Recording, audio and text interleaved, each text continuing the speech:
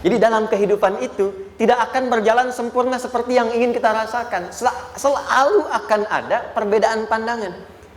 Ya, bahkan dalam kehidupan rumah tangga saja, ya maaf ya, Anda misalnya seorang istri mau ke sini saja mungkin masih bisa beda pandangan, warna apa untuk jilbab yang dipakai.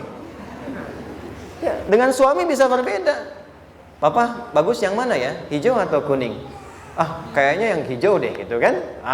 Enggak, kayaknya kuning deh gitu kan. Masih mending ada dua pilihan. Begitu dipakai pink. Bisa berbeda. Anak bisa berbeda.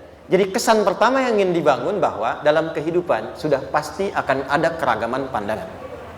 Dan yang kedua, yang tidak normal, keragaman pandangan itu boleh jadi melahirkan tindakan-tindakan yang kontraproduktif. Mungkin akan mendapatkan celaan. Allah dicela, malaikat dicela, Rasul dicela, Nabi dicela, sahabat dicela, tabi'in dicela, ulama dicela. Kita siapa yang mungkin belum menjadi bagian dari orang-orang itu dan ingin bebas dari celaan? Itu mustahil. Jelas sampai sini? Jadi kalau mendapatkan celaan, berbahagialah, berarti kehidupan kita normal. Jelas? Pernah mendapatkan celaan dalam hidup? Halo? Pernah disoal oleh orang lain? Pernah direndahkan oleh orang lain? Nah, Allah tuh memberi kesan kepada kita, jangankan engkau Rasul yang paling mulia saja pernah mendapati itu. Tapi bagaimana seni mendapatkan ketahanan sehingga dalam dicela pun tetap tenang, dalam disoal pun tetap hatinya nyaman.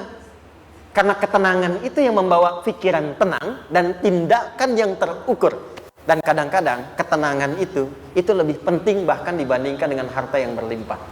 Seringkali saya berikan perbandingan dari sejak dulu kita belajar kan. Coba pilih mana? Saya yakin masih konsisten. Pilih mana? Kaya tapi gelisah atau miskin tapi tenang? Tidak boleh ada pilihan ketiga, saya tahu itu. Kaya tapi gelisah atau miskin tapi tenang? Pilih mana? Ya, saya tahu kan. Kaya tapi tenang. Oke, di fase ini wahyu belum turun. Nabi sudah ngajar, turun wahyu, turun al-ala, turun beberapa surah. Tiba-tiba ada masa jeda, wahyu belum turun. Sepekan belum turun, sebulan belum turun. Disitulah muncul seakan ada amunisi bagi orang-orang yang tidak senang dengan Nabi, tidak senang dengan ajakan Nabi pada kebaikan. Ini poin yang kedua. Kalau Anda berbuat baik, pasti ada tantangan. Ingat ya, kalau Anda berbuat baik, apapun itu, pasti ada tantangan. Yang menguji konsistensi kebaikan itu apakah serius untuk dilakukan atau tidak. Maka mulai muncul tuduhan. Lihatlah Muhammad dari ditinggalkan sama Tuhannya. Tuh Muhammad dah gila tuh, naik turun bukit, naik turun lagi, kayak orang bengong. Muhammad udah ada beban di pundaknya. Jangankan umatnya, Rasulnya saja yang mengklaim Rasul punya masalah katanya, ya kan? Dan ditinggalkan Tuhannya, kok masih mau ikut Muhammad? Maka dalam keadaan itulah kemudian ditunggu, naik turun, turunlah kemudian dua surah sekaligus, surah 93, surah 94, yaitu surah Ad-Duha dan Al-Insyirah. Nih. Oke. Ini materinya dahsyat ya. Penting sekali, saking pentingnya ini cepat habis tuh. Bismillah. Sekali lagi. Jazakallah khair. Ya, lebih kelihatan ya. Baik, yuk pelan-pelan. Jadi turunnya surah Ad-Duha dan surah Al-Insyirah, hikmahnya satu atau fungsinya satu, memberikan petunjuk bagaimana mengatasi satu persoalan sesulit apapun, tapi masih dapat menghadapinya dengan keadaan yang tenang. Satu surah ini atau dua surah ini diturunkan untuk membimbing setiap hamba menuju kepada ketenangan hati. Dua, membangun kekuatan mental sehingga dalam situasi apapun dia tetap kuat mengatasi berbagai persoalan kehidupan. Nanti terapannya banyak, di bisnis ada. Nanti saya turunkan contohnya. Kadang-kadang ikut tender, sudah bagus, sudah menang, tapi proyeknya diambil orang. Ada yang begitu? Nanti ada ayatnya, ada. Nanti kita turunkan. Udah siap-siap, kan pengen melamar, ternyata keduluan orang gitu kan. Udah siap-siap, pengen dapat ini, mau lulus, ternyata nilainya nggak seperti yang diharapkan. Muncul, ada, selalu ada demikian. Nanti kompleksitasnya banyak. Tapi dua surah ini kalau kita bisa kuasai artinya dengan baik, pahami dengan benar, maka akan ada sesuatu yang beda yang terasa dalam jiwa kita dan kesiapan mengatasi setiap persoalan dalam kehidupan. Yuk kita baca dulu ya supaya dapat keberkahannya dari dua surah ini. Saya bacakan, Anda ikuti ya. A'udzu billahi minasy syaithanir rajim.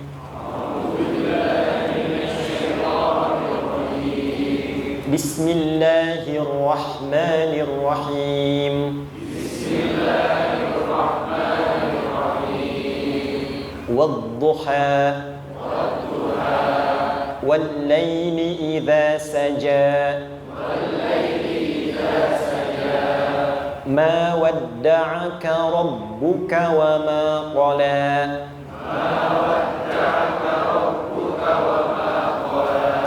ما ودعك ربك وما قلى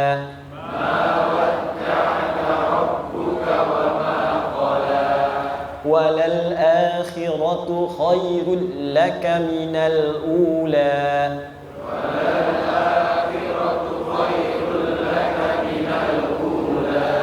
ولسوف يعطيك ربك فترضى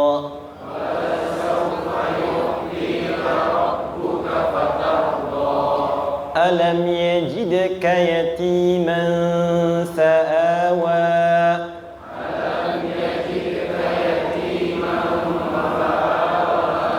ووجدك ضالا فهدى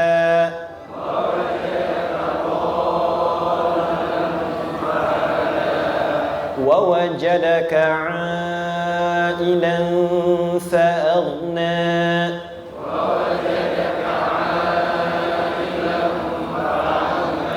فأما اليتيم فلا تقهر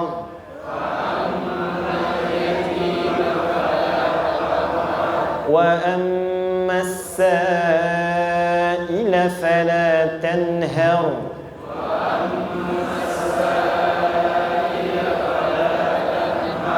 وأما بنعمة ربك فحدث.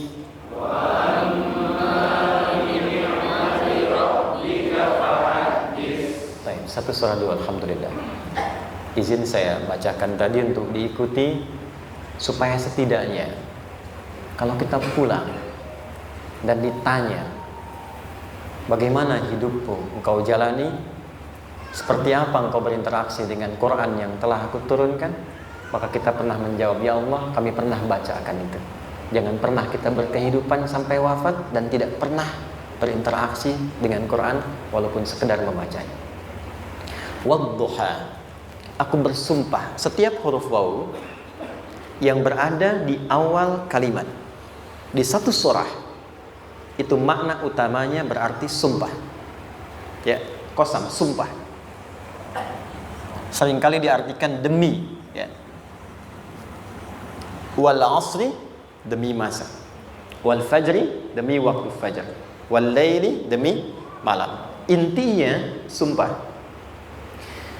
Sebentar, pelan-pelan. Kalau Allah menyampaikan sesuatu kepada kita, yakin tidak? Saya ulang, yakin tidak? Serius? Hah? Kalau yakin, kenapa tidak dilakukan? Ya, itu pertanyaan besar ya. Baik. Kalau Allah menyampaikan, tidak bersumpah pun, harusnya kita yakin. Tapi kalau Allah bersumpah, dalam kaidah ilmu tafsir, berarti ada sesuatu yang sangat penting, yang saking pentingnya akan sangat dibutuhkan oleh setiap hamba, sehingga diminta setiap hamba itu fokus menyimak apa yang mau disampaikan. Bahkan saking pentingnya menyimak itu, Allah bersumpah. Jelas? Kalau teman-teman menemukan di Quran ada ayat dibuka dengan sumpah, berarti ada kasih Allah yang tinggi yang akan disampaikan di ayat itu sampai meminta kita fokus untuk menyimaknya. Ad-duha, untuk memudahkan maknanya, teman-teman, kalau waktu duha itu jam berapa ya? Oke, sebetulnya dimulai sejak matahari itu mulai naik, yang memantulkan, ya, atau menyinari cahayanya itu mulai terasa lembut. Ya, kalau misalnya kita ambil 1,5 jam setelah subuh. Sekarang subuh 4:30 lah, taruhlah 4:30 ya. 1,5 jam berarti jam 6 kan? Nah, itu awal duha tuh. Awal duha. Sampai ke pertengahan kurang lebih 9:30, jam 10. Akhir duha jam 11 sampai menjelang ke zuhur. Awal duhanya disebut dengan syuruk namanya. Syuruk. Jadi syuruk itu awal duha. Kalau sudah jam 6 ada cahaya matahari ya. Enak nggak ke tubuh kita itu? Nyaman nggak? Jam 8 enak nggak kalau berjemur ya? Jam 9 enak ya? Nah, ini kata kiasan dalam bahasa Arab. Kalau kita merasakan sesuatu yang enak, nyaman, memberikan manfaat yang banyak, itu orang Arab sering memberikan kiasan dengan waktu-waktu tertentu. Di antaranya duha. Jadi kalau kita menemukan kalimat duha, jangan langsung diartikan ke waktu duhanya. Boleh jadi yang diinginkan adalah makna di balik itu, yaitu semua kenikmatan dan kenyamanan yang didapatkan. Cara mengartikan ini, wadduha, aku bersumpah kata Allah, ya Muhammad, demi semua kenikmatan yang kau rasakan dalam hidup, seperti engkau merasakan kenikmatan cahaya duha itu. Jelas? Wal laili idza saja, dan aku bersumpah, al-lail, lail itu apa? Malam. Baik, lail turunannya layali jamaknya, lela, lili, lala itu malam. Jadi kalau ada ibu leli, ibu malam-malam ya. Al-lail. Oke. Lail itu malam. Malam gelap nggak? Gelap. Tapi kalau gelapnya gulita, tidak ada cahayanya, gelap betul gitu. Gelap ya. Misalnya sedang kita dapati misalnya satu momentum padam lampu, padam semua, dan pas gerhana misalnya gelap sekali. Nah, itu bahasa Arabnya disebut dengan saja namanya. Ya, saja. Wal laili idza saja. Dan malam apabila telah gulita. Zaman Nabi kan gak ada lampu ya, belum ada PLN ya, dan seterusnya. Jadi gelapnya betul-betul gelap. Saya mau tanya sebentar, biasanya kalau situasi gelap itu mudah nggak menemukan benda tertentu? Melangkah mudah atau sulit? Tidak mudah untuk dilakukan kan? Dalam bahasa Arab, kalau kita ingin mengungkapkan satu kegamangan yang luar biasa, sampai kita merasakan gelap dan sulit melangkah, bukan hanya karena nggak ada cahaya, mungkin karena ada pekerjaan tertentu yang menyulitkan, masalah tertentu yang menyulitkan, sehingga merasa seakan-akan kita tuh gelap. Makan nggak enak, melangkah susah. Pernah nggak merasakan situasi yang saking beratnya satu beban itu seakan-akan makan nggak mau, melangkahnya berat, ada vertigo, kadang-kadang pusing. Pernah merasakan itu? Itu bahasa Arabnya, wal-laili idza saja. Perhatikan kalimatnya, ya Muhammad sallallahu alaihi wasallam, aku bersumpah demi semua kebahagiaan dan kenikmatan yang engkau pernah raih, seperti merasakan kenikmatan cahaya duha. Dan mungkin persoalan hidup yang pelik yang membuat engkau merasakan kesulitan, seakan-akan merasa di suasana gelap yang gulita. Ma wadda'aka rabbuka wa ma qala. Tanamkan dalam jiwamu yang paling dalam, aku tidak akan pernah meninggalkanmu. Ada suami pulang dari pekerjaan, mendapati istri sedang termenung dan mengalir air matanya. Tiba-tiba suaminya datang mengatakan, hangat sekali pada istrinya, di sampingnya membelainya dan mengatakan, "Ma, demi semua suka yang pernah kita lalui bersama, dan demi duka yang mengalirkan air matamu saat ini pun, tanamkan dalam hatimu yang paling dalam, Papa akan selalu bersama Mama dalam setiap situasi itu." Kira-kira para ibu merasakan itu bagaimana perasaannya? Masa sih? Tapi itu menarik loh. Menarik ya. Jadi kalau teman-teman ngaji surat Yusuf, di surat Yusuf itu laki-laki diilustrasikan dengan matahari, perempuan diilustrasikan dengan rembulan. Ya. Inni ra'aitu ahada asyara kaukaba wasyamsa wal qamara ra'aituhum li sajidin. Ayah, aku melihat bulan dan matahari serta 11 gemintang sujud hormat kepadaku. Jadi matahari diartikan itu sebagai laki-laki, suami, ayah. Kenapa disebut matahari? Diilustrasikannya, matahari itu kan menyengat dengan kuat. Kalau kita menjemur, mengeringkan pakaian, melindungi. Tipikal suami itu melindungi. Ada yang ganggu istri, sengat dengan kuat. Ada air mata yang mengalir, hei, keringkan itu sehingga tidak larut air mata mengalir di pipinya. Itu matahari. Sebaliknya rembulan. Rembulan itu kan enak dipandang, bukan bulannya ya. Bukan bulannya. Kalau bulannya kan desainnya nggak sempurna, baik terlihat. Tapi cahaya rembulannya. tampil dengan indah, tampil dengan baik, enak dipandang, menenangkan, dan tidak tertukar. Jangan sampai ada istri jadi matahari, suami jadi rembulan. Jelas ya? Dengan kekuatan bulan aku menghukummu, ya kan? Itu salah. Oke. Tahan sampai sini, tahan. Lihat baik-baik. Saya berhenti sampai sini dulu. Kalau di Quran ada ayat menyebutkan, tidak spesifik orang yang disebutkan dan kapan kejadiannya, maka peristiwa itu akan terjadi dan dialami oleh kemungkinan generasi berbeda di setiap masa dengan tokoh berbeda tapi perasaan yang serupa. Sebaliknya, kalau disebutkan namanya, jelas identitasnya, kapan kejadiannya, maka peristiwa itu hanya akan menimpa orang tersebut dan tidak akan dialami lagi orang lain setelahnya. Saya tanya dulu yang akhwat, yang perempuan, kenal Maryam? Kenal, bagus. Kenal di mana? Maryam anaknya Imran, mengandung, melahirkan Isa alaihissalam, Yesus, Mesias, tanpa disentuh laki-laki manapun. Dan di Quran identitasnya disebutkan langsung, Maryam binti Imran, wa Maryam ibnata Imran. Ini menunjukkan kesan bahwa yang mengandung dan melahirkan tanpa disentuh laki-laki manapun, itu hanya Maryam anaknya Imran. Ingat ya, mengandung, melahirkan tanpa disentuh laki-laki manapun.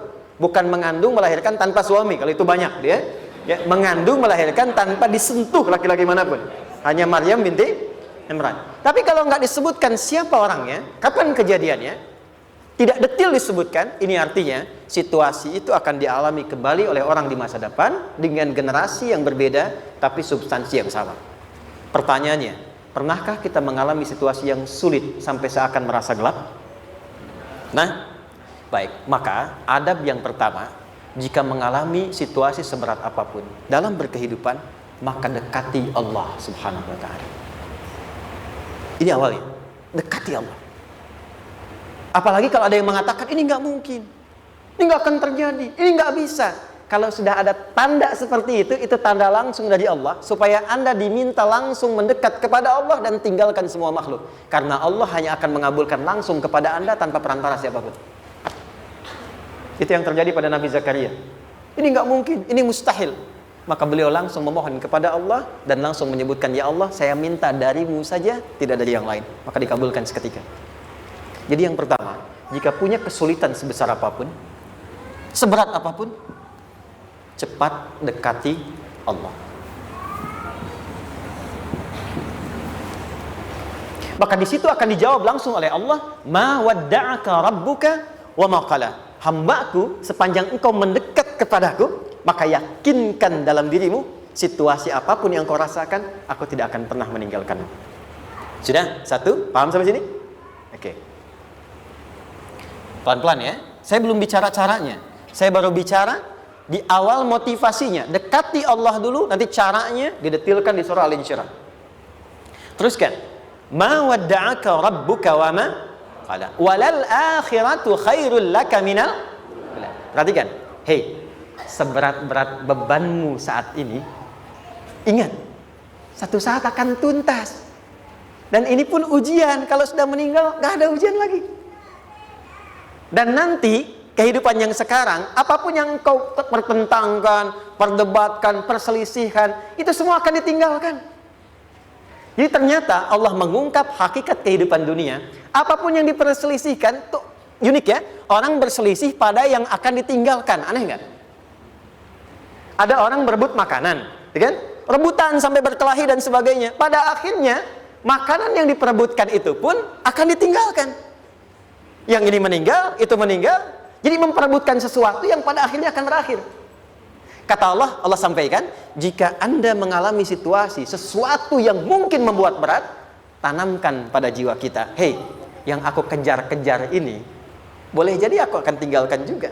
Kenapa aku harus menangisi dan larut pada sesuatu yang tidak abadi? Maka Allah hibur kita dengan mengatakan, kamu tenangkan diri dulu. Semua yang kamu pikirkan sampai membuat kamu berat begini, pada akhirnya kamu tinggalkan. Dan yang abadi itu akhirat. Walal akhiratu khairul laka minal. Dua, pelan-pelan sikapi setiap masalah dengan proporsional. Jangan terlalu larut dalam sesuatu. Dapat job satu, pengen, dah siap, kontraknya besar, tiba-tiba hilang. Dipikirin, Anda mikirkan itu pun nggak akan balik. Proporsional aja dulu. Ya. Nanti caranya akan turun nanti di alim syirah. Tenangkan diri dulu. Prasangka baik kepada Allah Subhanahu wa taala. Boleh jadi apa yang Allah ingin berikan sebagai pendahuluan sekarang belum sampai kepada kita karena Allah menyiapkan yang lebih baik di balik itu. Kita belum tahu ada apa di balik itu sehingga kita tidak dapatkan itu. Sehingga kemudian Allah katakan walal akhiratu khairul laka minal ula. Teruskan wala saufa yu'tika rabbuka. Pelan-pelan. Orang yang punya sikap seperti ini itu cenderung lebih dekat mendapatkan ridha Allah dibandingkan dengan orang-orang yang larut dalam kesulitan. Orang yang move on dengan setiap persoalan dalam kehidupan, cepat berpikir secara proporsional, tidak menggantungkan hidupnya pada persoalan tertentu sehingga membuat dia menjadi beban, itu lebih mendekatkan dirinya kepada ridha Allah dibandingkan dengan orang yang meratapi persoalan hidupnya. Ya. Pelan-pelan. Jadi spiritnya, kalau punya masalah apapun, jangan dilarutin terus. Gak usah diratapi, cepat move on. Berpikir lagi, rencanakan lagi. Nanti, detailnya ada di Al Insyirah. Tapi poin besarnya, janji Allah mengatakan, kalau Anda bisa move on, proporsional, maka yang dijanjikan oleh Allah, di situ Allah percepat datangnya ridha Allah Subhanahu wa ta'ala. Kalau ridha Allah sudah datang, maka akan dua yang diberikan. Pertama kali, ketenangan di dalam jiwa, dan yang kedua, kemampuan untuk berikhtiar lebih baik mencapai apa yang diinginkan. Satu, kalau ridha Allah sudah diberikan pada seorang hamba, yang pertama diberikan ketenangan dalam jiwa. Bukan dunianya dulu. Bukan apa yang Anda ingin harapkan dulu. Pengen sesuatu, ya, pengen materi, pengen kedudukan, pengen lulus anaknya ujian, ya kan?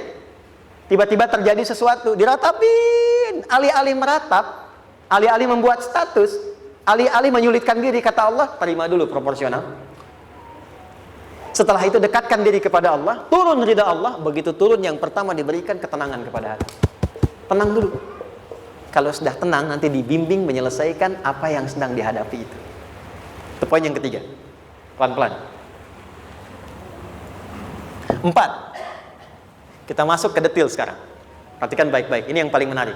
Alam yajidka yatiman fa'awa. Muhammad SAW, bukankah dulu engkau yatim? Punya banyak masalah? Aku selesaikan juga. Ayahmu meninggal sebelum lahir, ada ibu. Ibu meninggal, ada kakek. Kakek meninggal, ada paman. Ya kan? Ada teman yang menemani Sayyidah Khadijah. Teman yang setia. Semua kebutuhan tersedia. Artinya Pak, perhatikan baik-baik. Kalau Anda punya masalah sekarang, jangan sampai melupakan yang dulu-dulu pun pernah tuntas Allah selesaikan. Jadi kalau sekarang sedang punya persoalan, jangan sampai satu masalah ini membuat Anda kehilangan harapan dan kehidupan. Sementara Anda sadar dulu pun banyak masalah kok selesai juga. Kenapa dengan yang satu ini kita harus jatuh? Sekarang usia berapa? 20, 30, 40, 50. Sekarang usia 50 tahun, ada masalah, baru 5 menit datang sudah merasa jatuh. Yang 50 tahun ke belakang yang banyak selesai itu kita nilai atau tidak? Maka kata Allah, seperti yang dulu pernah aku selesaikan ribuan masalah itu, yang sekarang pun mudah aku tuntaskan. Jelas? Nah, secara psikologi, orang-orang yang selalu bertindak seperti itu akan selalu punya harapan lebih tinggi untuk menyelesaikan persoalannya. Jadi kalau sedang punya masalah, pikirkan yang dulu juga selesai, masa yang sekarang nggak selesai. Itu prinsipnya. Secara psikologis demikian. Jelas ya? Oke. Wa wajadaka dhallan fahada. Muhammad, dulu engkau pernah mengalami melihat masyarakat banyak berbuat yang tidak baik, aku berikan petunjuk. Kuncinya fahada di situ.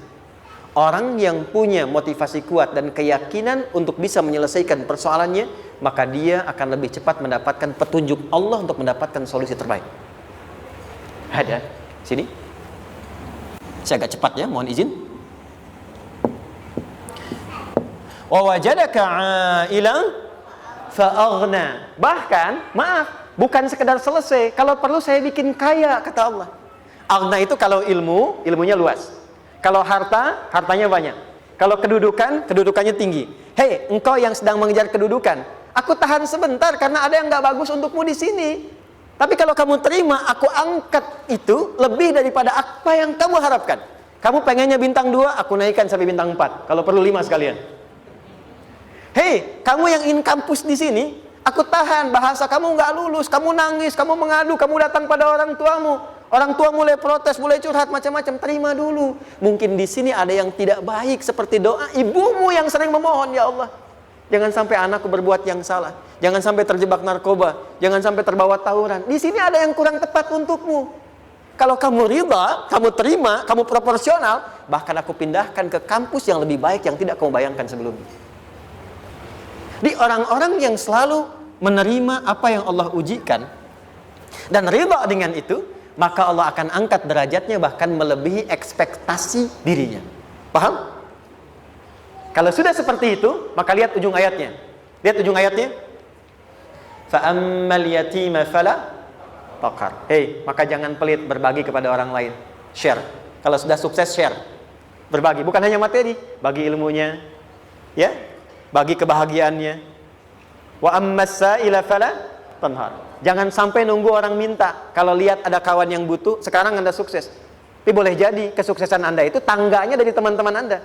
Kalau sudah teraih ke atas, lihat lagi anak tangganya ke bawah. Ajak teman, jangan ditunggu minta. Ajak, bawa dia, berikan peluang. Jangan sampai dia minta, apalagi Anda bentak-bentak. Aku kan yang dulu bantu kamu. Jangan sampai keluar kata-kata itu. Kamu bisa naik di atas karena aku kan yang dulu bantu kamu. Kamu bisa jadi pemeran utama karena aku yang rekomendasikan. Karena aku yang dorong kamu, misal. Jangan sampai keluar kata-kata itu. Apalagi langsung keluar, tidak. Ini karena ilmuku saja misalnya. Kalau itu bisa dilakukan dengan baik. Lihat ujungnya. Wa amma bi ni'mati rabbika fahaddits. Maka semua nikmat yang dirasakan akan mudah untuk diimplementasikan dan disyukuri. Jadi semua nikmat itu bukan cuma dirasakan. Jadi membagi semua nikmat itu adalah rasa terbaik untuk menikmatinya. Maaf ya, Anda kalau punya makanan, dimakan sendiri. Dengan dibagi sama-sama, kira-kira rasa nyamannya yang pertama atau yang kedua? Kedua. Makan sendiri, enaknya sendiri kan? Tapi ketika ada teman berbagi dan tahu, oh enak ya, nyaman ya, ada kebahagiaan, ada ngobrol, ada tertawa, ada kebersamaan, itulah inti nikmat yang sesungguhnya. Wa amma bi ni'mati rabbika. Ternyata masalah yang diberikan bukan ingin memberikan beban, tapi ujungnya, endingnya supaya Anda bisa mendapatkan nikmat berkualitas yang bisa dibagi. Lihat surat Ad-Duha itu jangan cuma lihat awalnya, lihat ujungnya. Ternyata ketika seseorang mendapat masalah seberat apapun, itu bukan ingin membebani, tapi ingin meningkatkan kualitas hidupnya supaya mendapatkan nikmat yang lebih besar dan merasakan nikmatnya itu dengan berbagi. Itu poinnya. Jadi kalau sampai sini kita paham dan kita beri nama misalnya dengan fikih ujian. Jadi kalau desain ujian ini sistematikanya kita pahami, maka tidak ada alasan untuk mengeluhkan persoalan. Jadi melihat masalah itu bukan sebagai beban, pada akhirnya melihatnya sebagai tangga untuk mencapai kebahagiaan. Jelas sampai sini? Baik, kalau sudah seperti ini ingin punya masalah atau tidak ingin punya masalah? Tidak. Ingat ya, jadi kalau anak pulang bawa masalah, dilihatnya jangan beban. Oh, Allah ingin menaikkan kualitas pada anak saya, yang dengan itu menjadikan ia mendapatkan nikmat yang belum pernah didapati. Kalau rumah tangga sedang ada masalah, jangan banyak diperseterukan, tapi direnungkan sejenak. Oh, Allah ingin meningkatkan kualitas rumah tangga ini, sehingga kita bisa mendapatkan nikmat yang tidak pernah didapati sebelumnya. Makanya nikmat berumah tangga itu yang terbesar, selalu bertambah ketika menyelesaikan masalah. Silahkan cek. Kalau sedang ada masalah berseteru kan? Tapi setelah selesai kan jadi lebih nikmat ya? Ya? Lebih senang lagi, lebih cair lagi, lebih bahagia lagi, lebih mendukung lagi. Ternyata ada nilai-nilai kebaikan yang tersimpan yang belum disadari sepenuhnya. Pertanyaannya, kadang-kadang mudah diucapkan tapi tidak mudah mempraktekkan. Bagaimana itu semua bisa ditempuh dengan baik sehingga ketika mengalaminya kita bisa tenang menghadapinya. Maka turunlah surah Al-Insyirah. Saya cepat.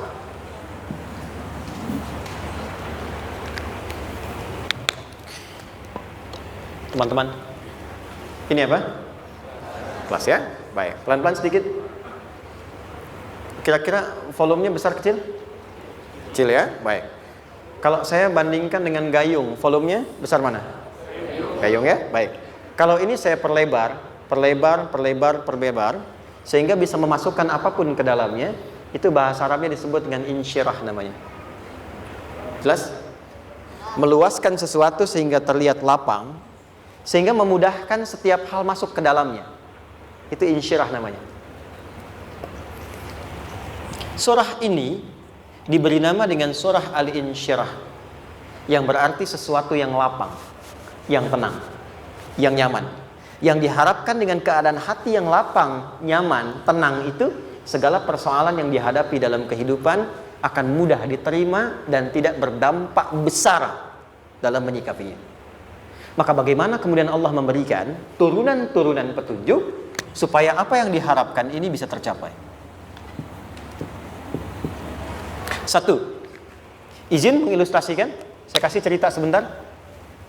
Ada seorang anak muda, kisah ini sangat viral, hampir setiap kita bisa mendapatinya. Datang kepada seorang kakek tua di sisi danau yang jernih sekali airnya. Dia berkeluh kesah tentang persoalannya. Dia katakan, saya punya masalah begini. Berat sekali terasanya. Kakek itu kemudian permisi, dia hanya membawa 2 genggam garam. Kemudian beliau bawa 1 gelas, ilustrasinya seperti ini. Dimasukkanlah kemudian garam itu ke gelas itu.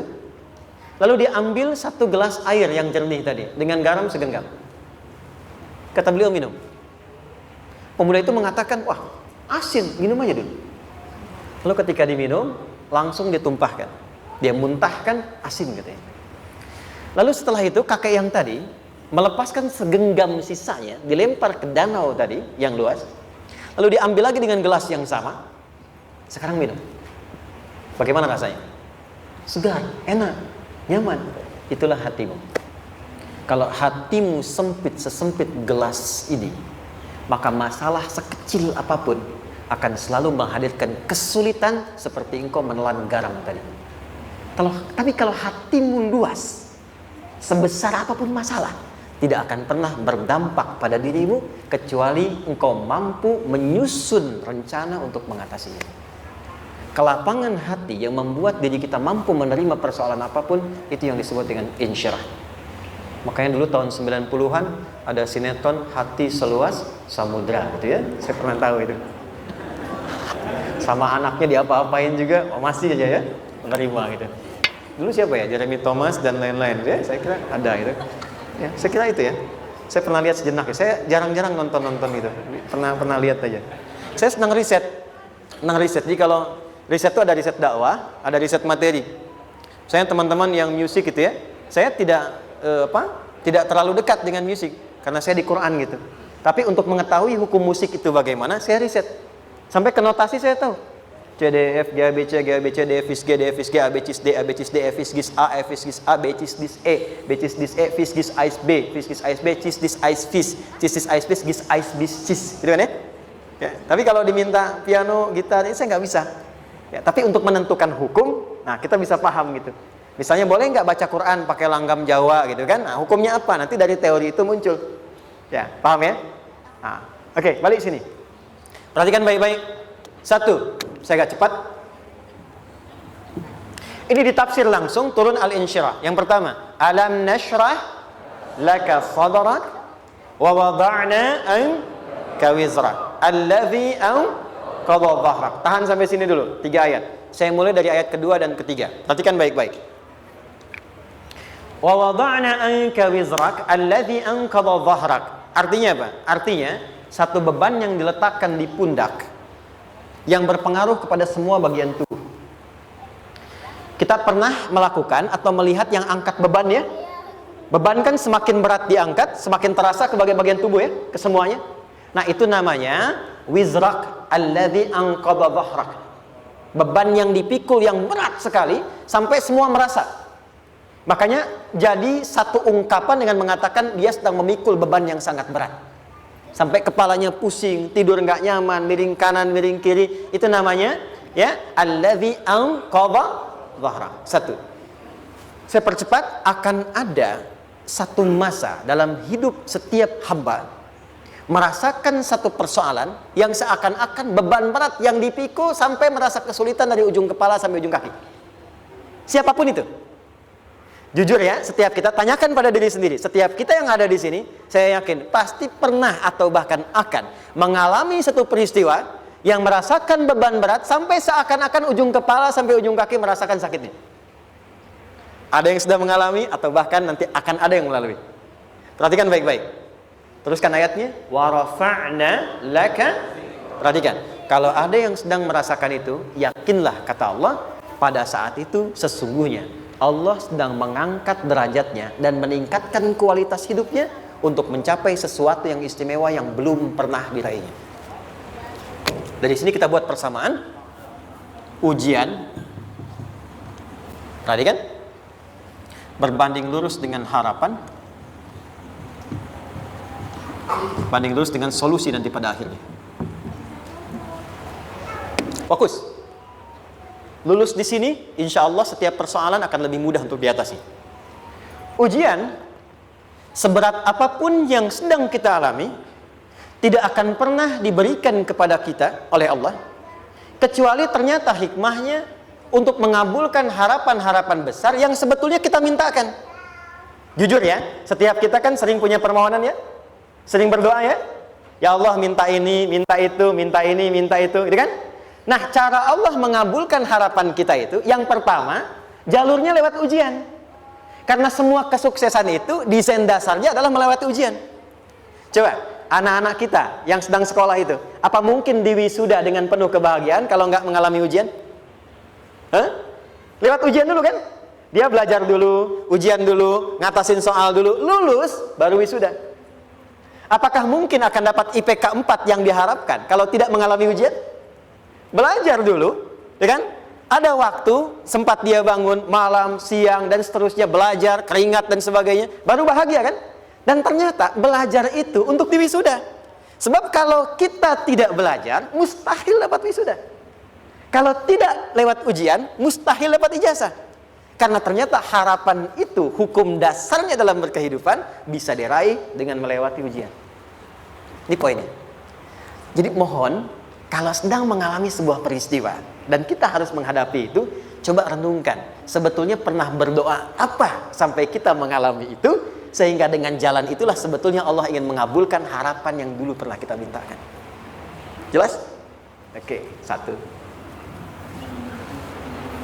Yuk turunkan rumus ya pelan-pelan. Quran surah kedua ayat 286. Ini kesini dulu, baru nanti kita balik lagi.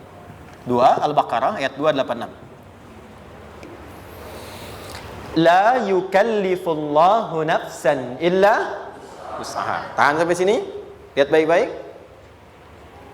Hukum yang pertama. Hukum pertama.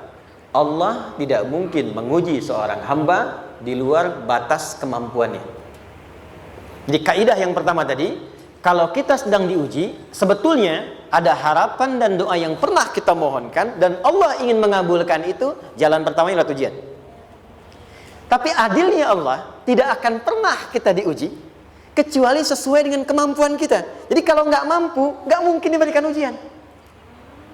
Ingat ya, kalau tidak mampu, tidak mungkin diberikan ujian. Artinya harapan yang kita mohonkan pun akan sesuai dengan kemampuan kita. Jadi kalau kita minta sesuatu nggak mungkin bisa menggunakannya, nggak akan dikasih. Nah, balik ke sini untuk memberikan ketenangan kepada hati kita. Kalau sedang menerima persoalan, setelah kita mengatakan, oh ini mungkin ada harapan yang ingin saya dapatkan, jalannya lewat sini. Untuk memberikan ketenangan kepada hati, begitu persoalannya tiba, langsung katakan pada diri kita, saya pasti bisa menjalaninya. Mustahil saya diuji kalau nggak mampu menjalaninya. Itu bahasa singkatnya. Ingat ya? Kalau ingin mudah menyelesaikan persoalan, kata Quran, setiap ada ujian, langsung katakan pada hati kita, insya Allah bisa. Gak mungkin saya diuji kalau saya gak sanggup. Jelas? Dan tanamkan itu pada hati yang paling dalam. Ini gak mudah. Kalau cuma disimpan di pikiran, jadi beban. Tapi kalau Anda tanamkan dalam hati, seberat apapun masalahnya, pasti saya sanggup. Pasti saya bisa. Pernah lihat dulu ada acara 90-an Benteng Hattori? Oke? Benteng Takeshi ya? Takeshi ya, gitu kan artinya kan bisa jawab ya. Saya tahu Ninja Hattori mendaki gunung lewati lembah, ya tahu ya. Son Goku, Son Gohan, apa? Saya tahu itu. Son Goku, Kamehameha, Piccolo itu yang nulisnya Suzuki Watanabe, saya tahu itu. Benteng Hattori, balik lagi ya. Benteng Takeshi ya. Puncaknya kan main pakai itu kan, pakai tank ya dan sebagainya. Tapi pernah ingat gak satu episodenya itu? Begitu akan bertarung, kan selalu ada motivator di sampingnya itu mengatakan, ayo kamu bisa, gitu kan? Dia nggak ngaji Quran tuh, kita punya ayatnya. Pernah nggak? Buka lagi ya dulu ya. Oke. Korea, kenapa bisa nyusul Jepang? Salah satunya, waktu Jepang itu maju, setiap di Korea itu ditanamkan dari mulai anak-anak TK-nya. Kita harus lebih daripada Jepang. Sejak anak-anaknya TK. Itu ditanamkan betul. Kita bisa, kita dari TK. Sehingga ketika di sana bikin Honda, sini Hyundai. Hyundai kan dibacanya Hyundai, kan? Sana Honda, sini Hyundai gitu. Di apapun yang dibuat Jepang, Korea harus lebih unggul. Itu ditanamkan dari awal. Bisa. Kita itu sekarang punya ayatnya. Jadi kalau sedang punya masalah seberat apapun, katakan pada diri kita, insya Allah bisa. Gak mungkin diuji kalau nggak sanggup. Bisa insya Allah. Bisa. Kenapa mah? Bisa. Jelas? Oke. Sudah di situ teruskan. Lanjutkan. Warafa'na laka dzikra. Teruskan. Fa inna ma'al usri. Nah, ini poin terbesarnya. Fa inna ma'al usri yusra. Fa huruf yang menunjukkan sesuatu berlangsung dengan cepat. Inna di ilmu nahwunya berbunyi begini, di gramatikal bahasa Arab. Harfun nasbin wa taukidin, tansibul isma wa tarfa'ul khabara, mabniyun 'alal fathi la mahalla lahu min al-i'rabi. Paham? Tidak. Inna huruf yang digunakan untuk menguatkan informasi agar ditancapkan ke dalam hati sekuat-kuatnya dan jangan pernah ragu. Jadi kalau orang Arab itu nancapkan tongkat begini dan kuat, tidak goyah, itu nasab namanya. Nasabar rajula asahu fil ardi. Inna ini harfun nasab. Jadi kalau ada di Quran dibuka informasinya dengan inna, maksudnya begini, hei, tancapkan informasi dalam hatimu dengan kuat, jangan pernah ragu. Yakinkan pada dirimu. Apa yang harus diyakinkan? Ma'al usri yusra. Inna ma'al usri yusra. Usrun sama dengan yusrun. Lari ke sini. Oke. Apa artinya usrun? Sulit. Oke. Sulit itu ada dua. Ada sa'bun, ada usrun. Kalau kesulitan yang relatif, kata si A sulit, si B mudah, itu sa'bun namanya. Contoh, kata si fulan, bahasa Jepang susah. Padahal kata yang lain tidak. Saya ke Jepang, anak-anak kecil begini bisa bahasa Jepang gitu kan. Bagi mereka mudah gitu ya. Saking mudahnya gitu. Kata shiwa gitu. Anak-anak kecil, bagi mereka mudah, bagi kita belum tentu. Itu sa'bun. Innal lughatal yabaniyah sa'bah. Relatif. Tapi kalau kesulitan yang sifatnya mutlak, semua orang mengatakan sulit. Maaf, bawa mobil, sulit atau mudah? Bukan mengendarai ya, bawa mobil, bawa. Sulit ya? Sulit ya? Baik, sepakat sulit semuanya.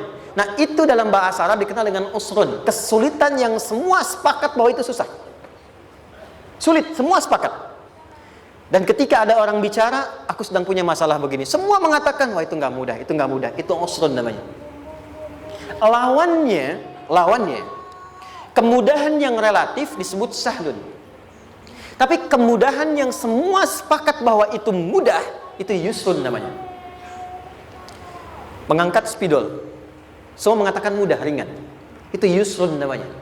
Perhatikan, Allah tidak memasangkan sa'bun dengan sahlun, tapi memasangkan usrun dengan yusrun. Orang-orang yang punya keyakinan kuat, setiap persoalan itu akan selesai. Dan dia mengatakan pada dirinya, aku bisa melewatinya. Maka, perhatikan kalimatnya kata Quran, inna ma'al usri yusran. Sesulit apapun masalah yang sedang dia alami, maka Allah akan datangkan solusi semudah-mudahnya yang bisa dia nikmati. Dengan kata lain, kalau kita bawa ke bahasa psikologi, kalau sedang menghadapi persoalan seberat apapun, selain kita mengatakan, ini pasti bisa saya lalui, saya insya Allah sanggup mengatasinya, katakan pada diri kita, ini pasti selesai. Pasti ada solusinya, pasti mudah. Katakan, walaupun memang solusinya belum datang, tapi tenangkan pada diri kita dengan mengatakan, inna ma'al usri yusra. Bahasa psikologinya, katakan pada diri kita, ini pasti selesai. Nggak mungkin nggak selesai, pasti ada solusinya, pasti mudah. Itu lebih memberikan harapan pada diri kita untuk menuntaskan persoalan dibandingkan dengan meratapinya. Jelas?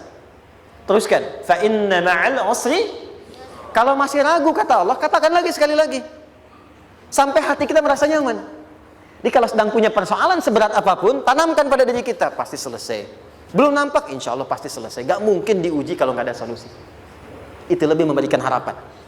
Setelah itu, fa'idha faraghta, mitigasi masalahnya, mitigasi persoalannya. Tuliskan, ini masalahnya apa? Rumah tangga. Apa saja misalnya, dia ada suami, ada istri, ada anak-anak. Masalah ada di mana? Kadang-kadang benangnya jadi kusut karena satu-satu nggak segera diselesaikan. Maka kata Al-Quran, fa'idha faraghta, satu-satu mitigasi dulu. Satu masalah di sini, lihat di suami, lihat di istri. Kalau pekerjaan, masalahnya apa? Sebelum bercabang kemana-mana, petakan. Apakah rekanannya? Apakah relasinya? Apakah kemampuannya? Apakah manajerialnya? Apakah marketingnya? Mitigasi, kotaki semua, selesaikan satu-satu. Setelah itu, apa yang dilakukan? Wa ila rabbika, tawakal sepenuhnya kepada Allah untuk menentukan hasilnya. Tawakal itu yang paling mahal.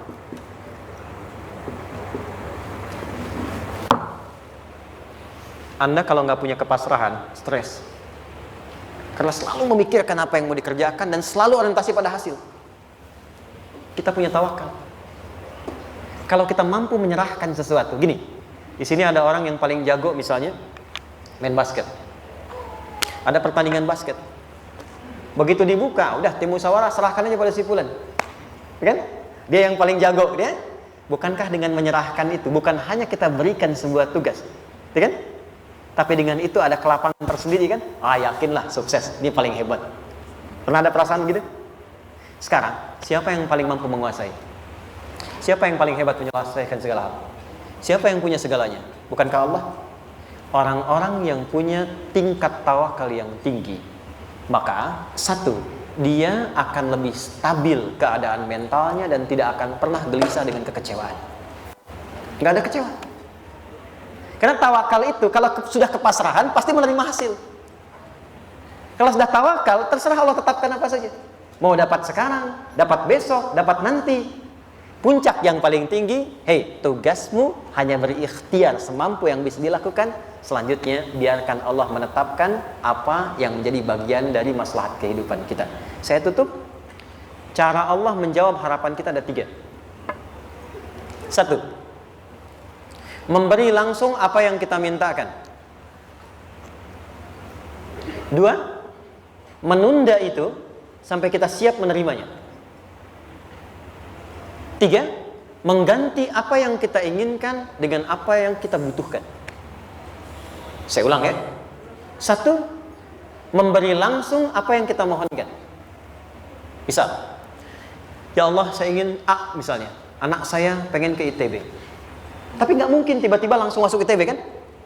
Pasti lewat ini dulu kan? Ada ujian dulu, ikut tes dan seterusnya diterima sesuai. 2, kadang menunda sesuatu sampai dia sanggup menjalaninya.